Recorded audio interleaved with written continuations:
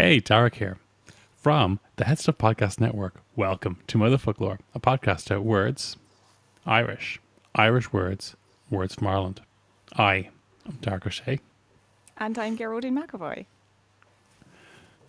and we are absolutely thrilled to have a special guest to talk to you today. You might know I'm really excited her. to have. Sorry, I'm really excited to have this guest on. We've been planning this episode for a really long time, and actually, COVID made it a little bit easier to do. Would you believe? So some benefit from that. Hopefully, and some of you actually might recognize our guest. We're doing a bit of a different format to this episode today. We're putting it out in video format and audio format also. And for those of you with us on the video, you might recognize our guest if you watch the Nuacht and then you proceed to watch the ISL news after, because we're joined today by Caroline McGrotty, who is a freelance ISL presenter. Caroline, welcome. Hi, thank you very much for having me on the show. Thank you so much for joining us, Caroline. Yeah, I think we kind of had first just discussed this like maybe a year ago, maybe a year and a half. It seems so long ago now. 2020 is just a bit of a blur. I can't even remember if it was 2019 or 2020. But yeah, finally glad that we can get to reconnect now again. No, we're absolutely thrilled. We wanted to do an episode on this topic for such a long time. There's so many issues in relating to it. One of which is that maybe not all of our listeners or viewers even today might know that ISL, Irish Sign Language, is actually now an official one of Ireland's official languages. Yeah. So I suppose just to give a bit of context to that, some people they kind of ask what is Irish Sign Language, and they think that it's actually like Gaeilge in sign language, and you're kind of having to say no, it's the language of Ireland in which deaf people use. So yeah, you're right. 3 years ago, on the 14th of December 2017, the Dáil actually passed the ISL recognition bill. And then in 24th of December 2017, so Christmas Eve, our president actually signed it into law. So it was a really nice Christmas present for the deaf community in Ireland. It was quite an emotional time. And I suppose since 3 years on, it's become officially enacted and implemented now. So yeah, the ISL is kind of like the third official language of Ireland. And it is great that we now have achieved that status. Yeah, and it was such hard won by the deaf community. I mean, people don't realise it, but like this was like 30 years in the making that people were advocating for. I mean, it's kind of similar in some instances. I always find it similar to some of the sort of the struggle for recognition, and particularly around the institution of TG Cahir and Irish people trying to get like services available for them, but on a kind of a much more like important level even for deaf people. It's a really fantastic step forward for Ireland to recognise and to provide a law that says here's what you're entitled to and here's your services for the deaf community. And I think as well as that, I hope that it's going to do some stuff for visibility for the deaf community, because I know I've mentioned it on the podcast before. I do some research on deaf people and ISL, and I've become really passionate about it over the last 4 years. But prior to that, I knew nothing. And I think a lot of people might be similar to that. A lot of our listeners maybe are the same, that they just don't know much about the deaf community. There's not a lot of visibility. And of course, you, as we said, Caroline, you're doing a lot to bust that. But one of the things I think that has come out of COVID is the visibility of deaf people and the visibility of sign languages. Yeah, for sure. I mean, just for, I suppose, the listeners or the viewers, I'm actually deaf myself. So you're probably kind of like, why am I on the show? Like, who's she? Like, how dare she talk about the deaf community and sign language? So I'm actually fourth generation deaf on my dad's side, and both my parents are deaf. And so I would consider myself as quite culturally deaf. But yeah, definitely the pandemic, I mean, a lot of the deaf organisations, particularly the Irish Deaf Society and Chime, they really kind of did a big campaign. Initially, when the government was announcing kind of lockdowns and stuff, there was no ISL interpreters provided. And, that really kind of, like, we need access to that information as well. Like, my father, who's like in his 70s, who lives up in the northwest of Ireland, like in the back end of nowhere, you know, he doesn't have access to Facebook or anything like that, and he really relies on, you know, the 6 o'clock news to kind of tell him the news and what's happening. So, you know, I was very conscious myself to kind of like text my dad and, you know, tell him, you know, wash hands and all this kind of way. And so the Irish Deaf Society and other organisations, they really did campaign, you know, kind of where is the interpreter campaign, and, you know, got it. And they've been present nearly every single day since. I think there's a team of 6 of them, and they've become quite, they've gained popularity in the news as well. They've been interviewed on the news, they've been doing newspaper articles, and now if they're not there, people question why they're not there. So it has been great to have that visibility now.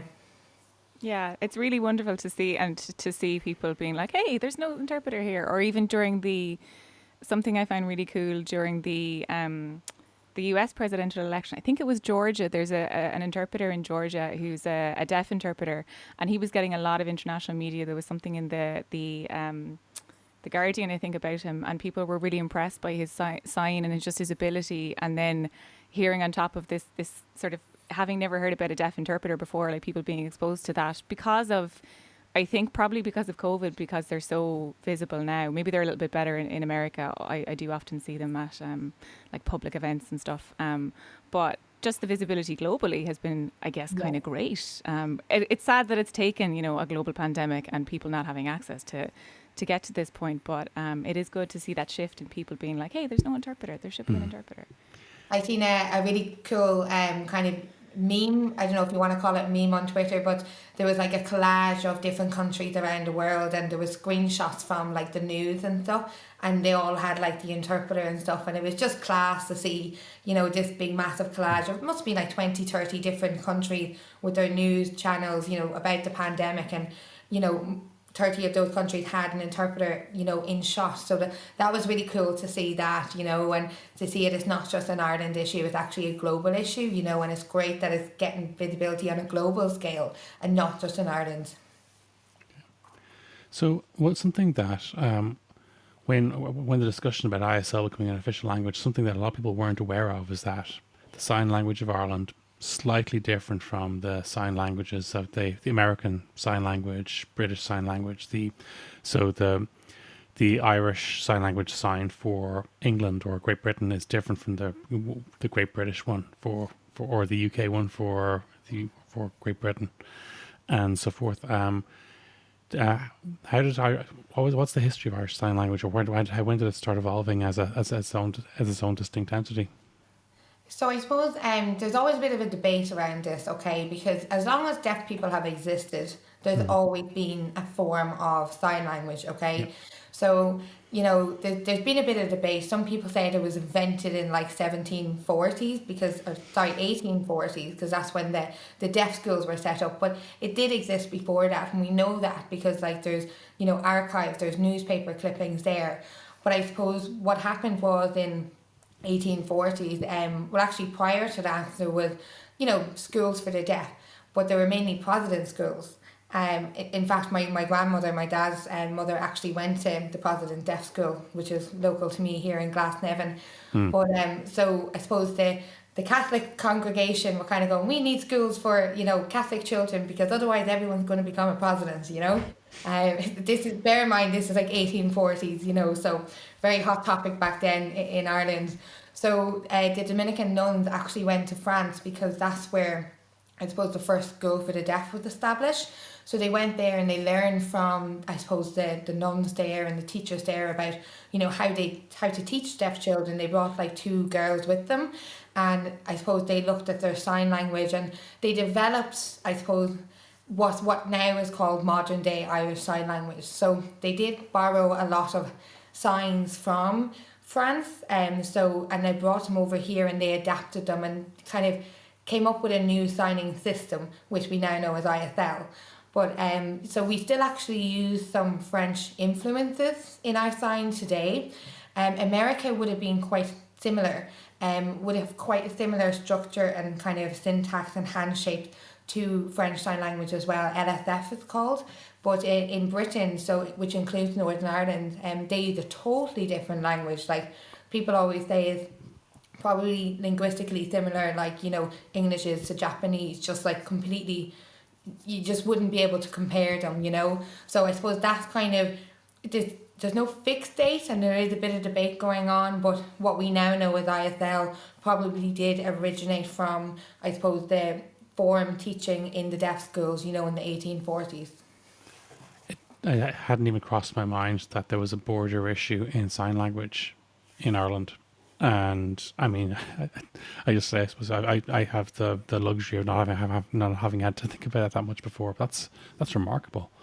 But they do. I know during the coronavirus thing, they've been, because there was a problem in the UK where Boris Johnson wasn't having a BSL interpreter with him, whereas Nicola Sturgeon and the Welsh person whose name I don't know, but in Wales, Scotland, and Northern Ireland, they all had interpreters, and in Northern Ireland they had two, so they had an ISL interpreter and a BSL interpreter. And I remember seeing somebody on Twitter fundamentally misunderstand, like you had mentioned, Caroline, thought it was they have to have an interpreter for the nationalist and for the unionist, not understanding that they're two very different languages. And I kind of had to very kindly explain, no, that's not what's at play here. And in fairness to them, they were like, oh, I didn't realize that. But so they were pretty good in Northern Ireland to provide both the BSL and the ISL, because there is people along the border who will use ISL and vice versa. Yeah, like I suppose, you know, it does kind of stem from the whole sectarianism up there, because, you know, in way back when, you know, the deaf schools for Catholics was in Dublin. Do you know what I mean? So like I said, my dad is from the northwest of Ireland, and, you know, all of his, like, you know, school friends that he grew up with are all from Derry and Tyrone, and a lot of people in Belfast, but mainly Derry and Tyrone. They would really use a lot of ISL, because predominantly they were Catholic and they were sent to the Catholic school, you know, which the only one was in Dublin. So I can kind of get where that person was coming from, but I suppose in Northern Ireland they do recognise two languages, which is great, you know. So it is fantastic to have that, and it was great to see both ISL and BSL represented side by side. I think the way they even shot it was class, like they kind of merged the two videos together, and to see them side by side, I suppose, interpreting the same information, and the differences in their facial expressions, just their hand movements and their bodies. It's actually really cool to watch. If you do watch it, if you see it next time, just even look at how different they are. They look kind of the same because two of them have blonde hair, but what they're signing is completely different. That's actually something that I think when I started this, because I was thinking when I was doing this episode, I was like, what are the stupid presumptions I had about deaf people before I started and just sign language in general. One of them was like, didn't realize that there was more than one sign language, which I think is a common enough thing. I encountered that a lot. And then I remember, because I would watch the Newark all the time, and I remember my brother saying to me, you know, it's like a really like facial thing, like like I get the hand movements, but I don't get the face movements. And it was only after that I realized, I was like, sign language is like as a lot of facial expressions, like that's context right there. Yeah, like I studied Irish Sign Language teaching in college, and then after that deaf studies, and, you know, so I kind of studied sign linguistics. Now, don't ask me a lot of detail because it was so long ago, and I don't teach sign language. That's not my job. But, you know, I remember the things that stuck out to me in that was that, you know, just much like you spell a word, there's a certain order, a certain alphabet, you know, to spell that particular word. For a sign, there's 5 different elements to that. So it's the orientation, hand shape, movement, location, and NMF. So NMF stands for non-manual features. So, you know, the location is where in, I suppose, you know, is it on your heart or is it on your head or whatever? The orientation, which way is your hand facing? The actual hand shape, so the alphabet itself. And how does it move? Does it tap twice? Does it go upwards? But your NMFs actually account for approximately 70% of what the word is. So it's much like tone of voice, you know. So if you were to say the word, just even the word why, for example, you know, if you were to say it in different tones, it means different things. You could say it in an angry way or whatever. You have to represent that on your face and on your body, you know. So it does count for a lot, because if I was signing and you just cut off my head, it would be very difficult for anybody to understand what I'm saying. It actually reminds me of I went to a comedy show to Four Lambs and Hogs, and it was interpreted in the Abbey Theatre, and it was class. Like, it was like my first ever, a second comedy show that I went to with an interpreter. And part of their act was that the three guys were wearing balaclavas, right? But they went over to the interpreter and put a balaclava on the interpreter's head. And the deaf people, there was about 20 of us, we were all in stitches laughing because we know that interpreter is standing there going, oh my God, the deaf people can't see my face. And I could see, we could all see that person kind of going, should I just take it off or just like leave it on? So they kind of left it on, and we just were like roaring laughing. We could still understand him, but then I think maybe like 3 minutes in, he just kind of like took it off, you know. But it was just actually really funny that we were trying to understand, but it was difficult, you know. So, but that was hilarious. Yeah, and I think that I'm glad you said that, because unfortunately, like through no fault of their own, I think people very often see things like sign language gloves and they get very excited and they're like, oh, that's a sign language glove, we cracked it. And that kind of just tells you that like they're not really that useful actually. They're probably made without any deaf person's input. Don't get me started on that now. I just think that there's been a lot of money, and I get it, you know, it's artificial intelligence, it's looking at, you know, how technology and, you know, engineers are thinking of creative ways, but like the amount of money that's invested into that, you know, there's millions, and it's like, you know, what would really be useful if everyone learned sign language instead, or, you know, maybe I could get interpreters for when I'm in the workplace, or go to a comedy show and there's always going to be an interpreter there, you know, but you have to fight for that. And it's just these gloves are, and then they get so much media attention as well, and it's very like, breathe.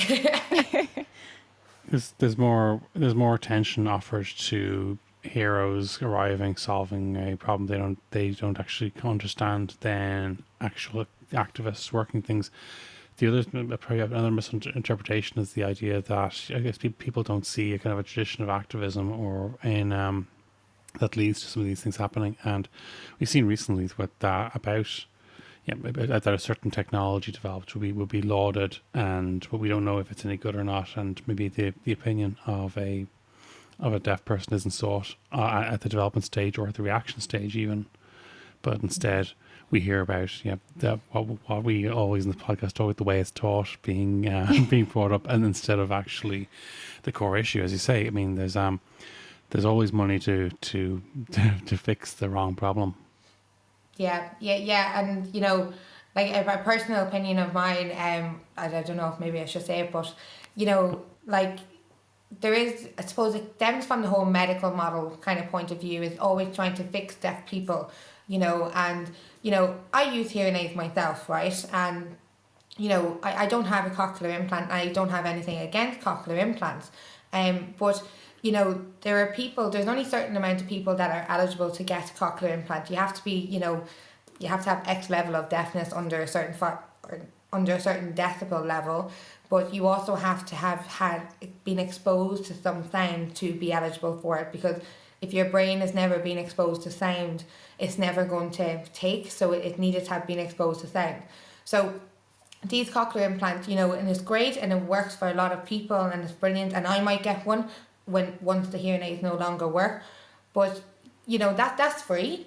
And then I look at kind of people like my dad who has struggled to get an interpreter to just, you know, go to hospital for his appointment, and it's like, you know, well, if he was eligible for a cochlear implant, he would have gotten that whatever €500,000 that it would have cost for the cochlear implant.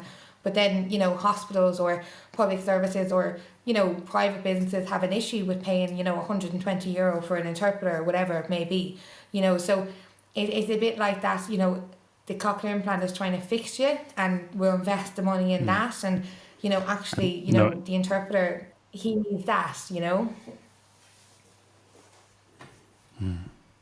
Yeah, I think it makes because you said something earlier and I wanted to pull back on it, and I think this kind of talks about it a bit. You mentioned deaf culture, and I think that's a thing that the medical model, so this perception of, oh, you're deaf, you need to be fixed, or whatever the situation is, like thinking about people in a medical context rather than in the social context, or rather in like, what's that person's reality, or how do they feel about their life? And I think something that it makes me really sad that people don't see deaf culture more visibly. There's been some good documentaries recently. There was one maybe 2 years ago, Mother, Father, Deaf, and on RTE had it. It was really good, about children of deaf adults, CODAs. And then there was one a few years before that was really good as well, around the time that the Act was coming into force. But people, if you could maybe tell us a little bit about deaf culture, because I think it's just a wonderful thing that so often people just fundamentally misunderstand.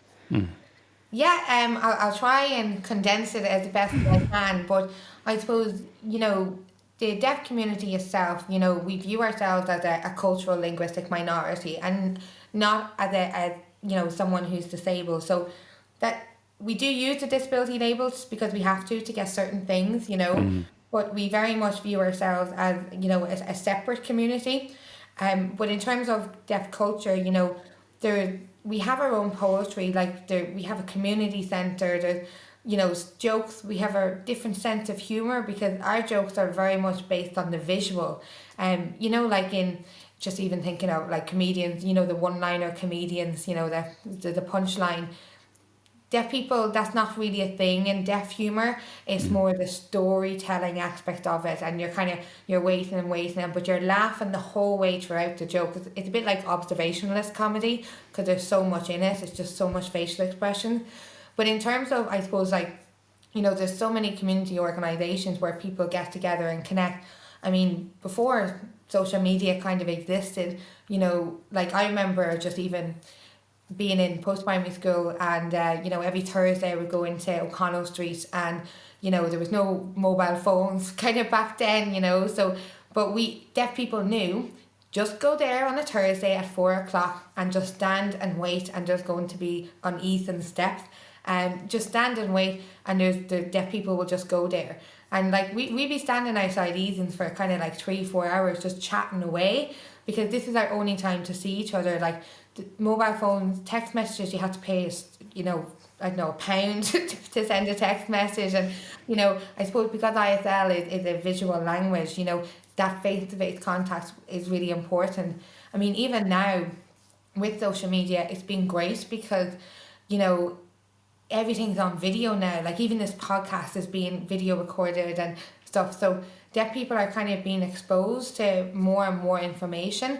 I was even just thinking about this before the podcast was, there are community organisations out there, for youth, sports, bowling, just social groups and stuff. But there's actually the same on social media, and it's great. I mean, there's a Facebook page for everything, and it's called, stuff like, deaf women, or it's called deaf cookery, or deaf quizzes, and it's just basically there's so many Facebook groups where deaf people can talk about certain topics like politics, even cars and sport, just a huge range, so it very much is a community, but we're just dispersed, across the islands of Ireland, and that's just the way it is, we don't all live in the same village. It'd be like, there was a village down in Cork or something like that, and it was 2,000 people. It's very much like that, but it's dispersed across all of Ireland. Yeah, and I think it's because I don't want to call myself a lurker, but I started learning sign language a few years ago, and I'm still not great at it, and I need to get back into it.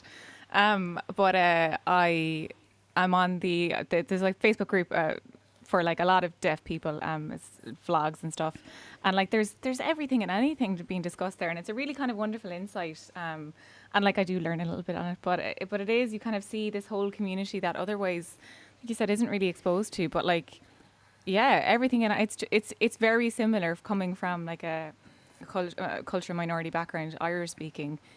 I see so many similarities, and I think that the Irish, I would hope that Irish speaking communities would show a little bit of solidarity to the deaf community, because I think, there's a lot of similarities, and there's a lot of ways you could understand the struggle of your language not being recognised and how frustrating that can be. Mm-hmm. And I think nowadays maybe there's no Irish speakers really who don't speak English also, that they can't avail of the service anyway. It's not an access issue, but it's still an identity issue and a cultural issue. And I think that's a strong connection. I think that I would hope people would exploit a little bit more and maybe show allyship, I guess, to the deaf community. So I was just saying that I think that there's a lot of allyship to be had there's a lot of similarities between the Irish language community and the deaf community in terms of not so much the access issue, but like the identity issue and like having your identity recognised and your culture recognised. Yeah, definitely. I think even like during the Repeal the Eighth campaign, like I was involved with the deaf community Together for Yes, and we had our own Facebook page where we were sharing information in Irish Sign Language, and we got contacted by, I suppose, the Irish. I don't even know what the organisation or the community group was called, but I suppose the colleague, if you want to call it, a member of the group with me, he actually did a sign language video in Irish Sign Language while someone was actually speaking Irish, and it was really cool to see the two things. They swapped badges and everything, so that was like real cool to see like two languages of Ireland, not English, to be represented in the same video. It was actually quite cool to see that. Yeah. This touches on something else I wanted to ask, which is the access to the Irish language, or lack of, that deaf people experience, which is that so often we hear conversations about the Irish language where people focus on pronunciation, kanunchi, things like this and that, and sometimes while these areas are important their own way, people can often be completely oblivious to the fact that some people experience the Irish language in its written form, and particularly people who live with deafness, or people who are deaf, often in their education don't get Irish teachers at all. No, and it's I never knew this until I went post primary, because I suppose where I'm from in Donegal, it is actually quite a Gaeltacht area. And I suppose, like everyone else, I was in a mainstream school, learned Irish all the way through primary level. Like, even 20 kilometres, near my house, all the road signs are in Irish. So I was always exposed to Irish growing up. And then when I made the decision to move to Dublin to the deaf school, I was shocked to see that they don't actually teach Irish as a subject in the deaf schools. And I was a bit confused. I didn't really understand why. It was like 12 years, 11 years of age at the time. But yeah, I then realised that I suppose deaf people could be exempt from learning Irish. But the consequences of that is actually, phenomenal, because like it meant that then deaf people couldn't become primary school teachers.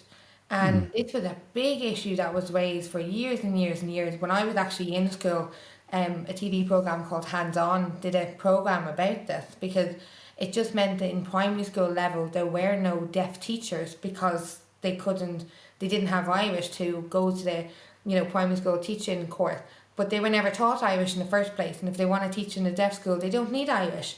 So I know Dr. Elizabeth Matthews, along with the Catholic Institute for Deaf People Education Partnership Group, they did a lot of work together, and I suppose kind of campaigns, to the Department of Education and to the HGA about setting up, I suppose, this particular program for deaf people where they could go and become a primary school teacher, and instead of the Irish language they replace it with the Irish Sign Language. So you need to have a certain standard of ISL to get into the course. You need to be deaf as well.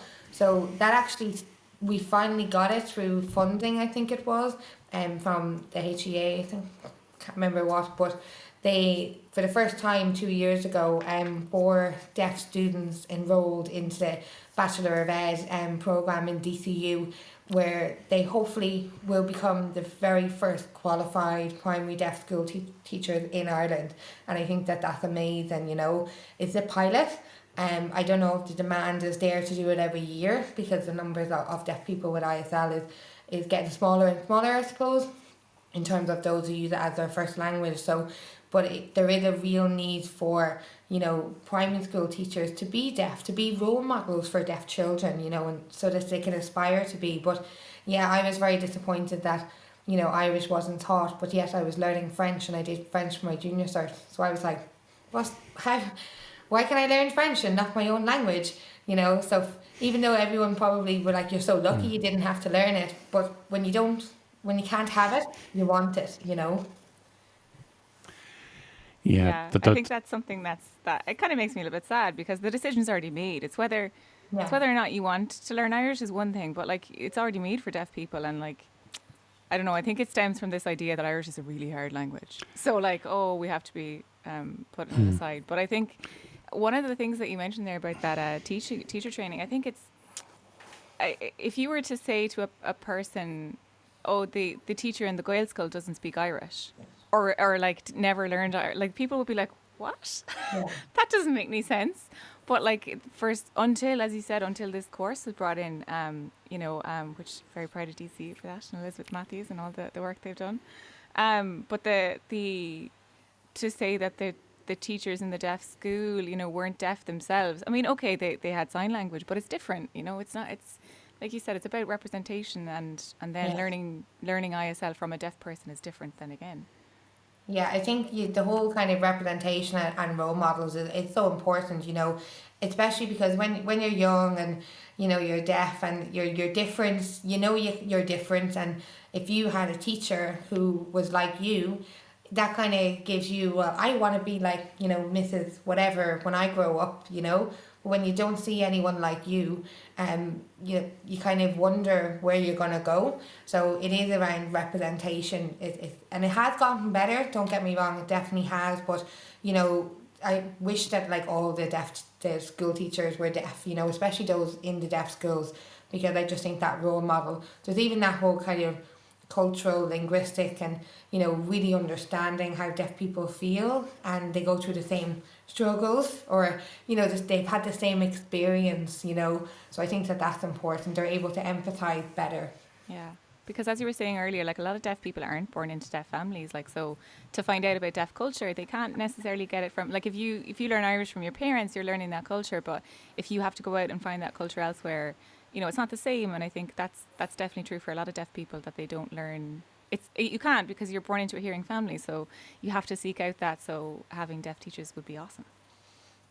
Yeah, and one of the other things you just kind of prompted me there was that, I suppose when I went to school, the Irish Sign Language was never taught as a subject, so deaf children were learning from other deaf children in school and older deaf children.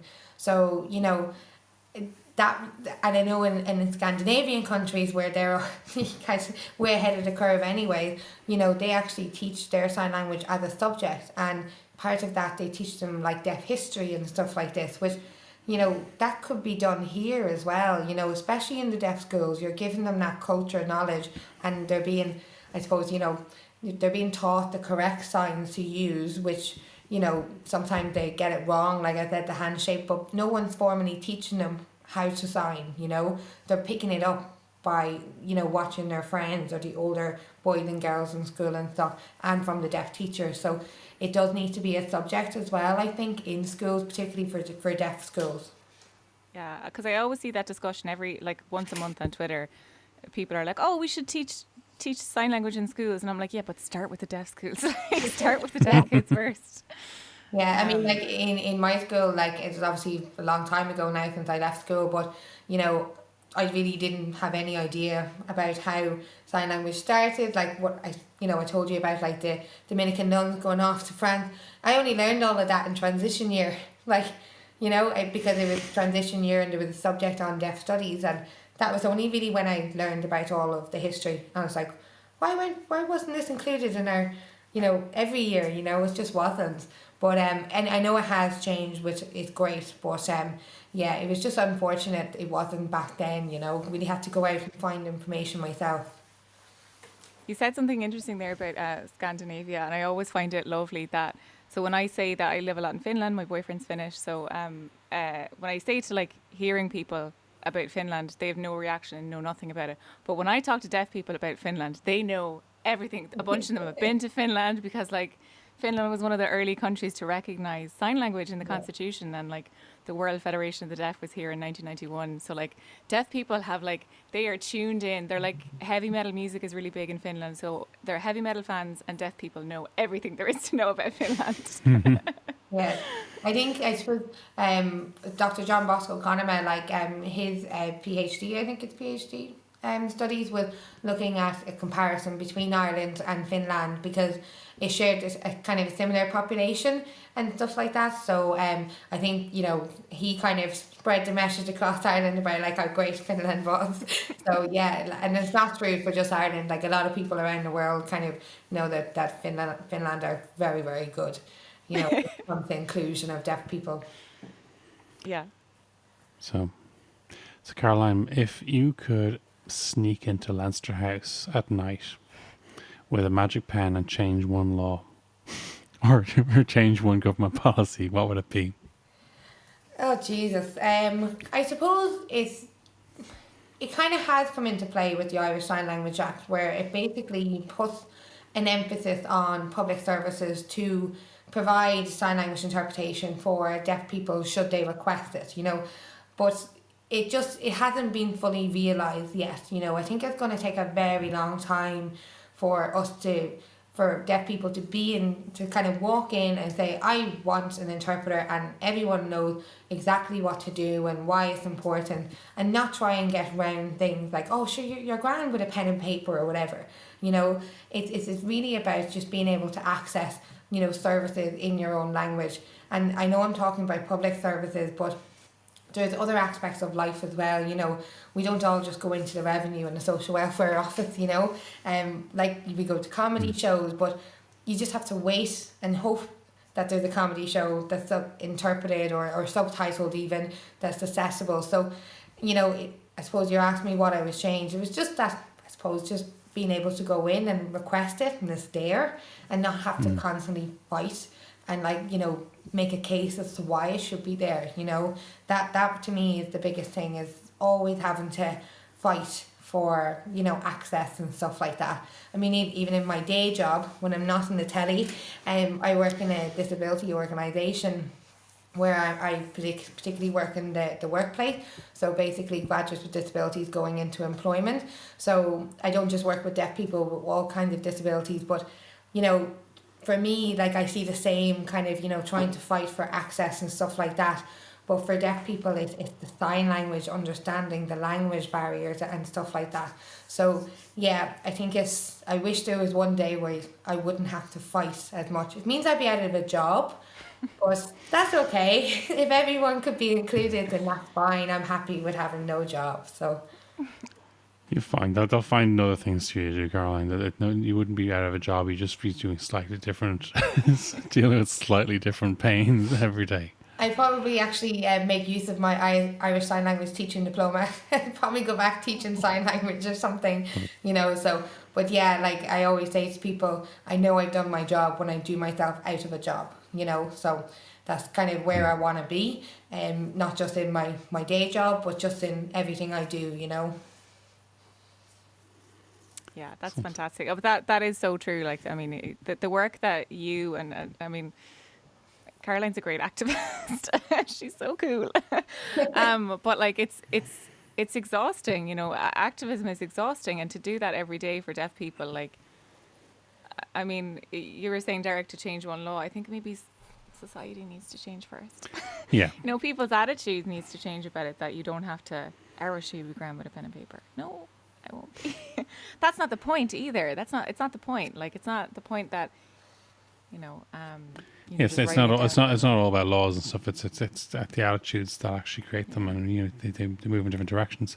But before we wrapped up, I mean, before we started recording, Caroline, you and I mentioned to you that I through my daughter, I know I have some experience with using Love, and I know some people will be aware of Love. But the difference is, while some people are conscious that it's different from ISL, they're not entirely sure why. And maybe you could take a moment to clarify exactly what the difference. Yeah, so I have to just kind of full disclosure, I don't know Love, and I haven't done too much research about it, but what I do know about it is that it definitely kind of borrowed signs from Irish Sign Language. So there are similarities in certain words, but some signs have been more simplified.